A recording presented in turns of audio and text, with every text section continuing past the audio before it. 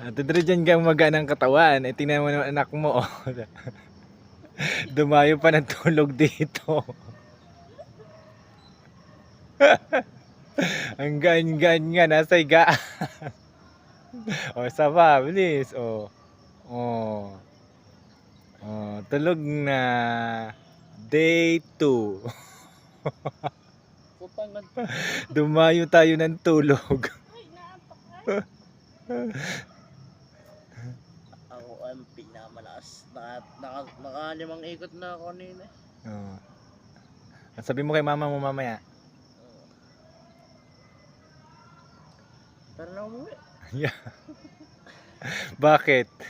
Ewan ko na din, nakakatamad. Gutom na daw po siya. Naghanap na ng ulam. At nagayakagnat, kakain na daw siya ng lomi.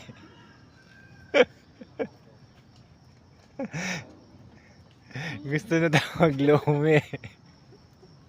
Kaya sa mga kabataan dyan, ma, anong ulam?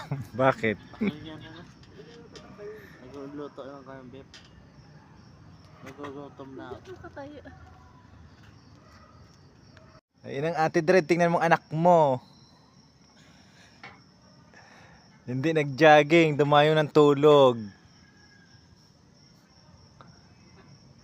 Tingnan mo si Taba, oh.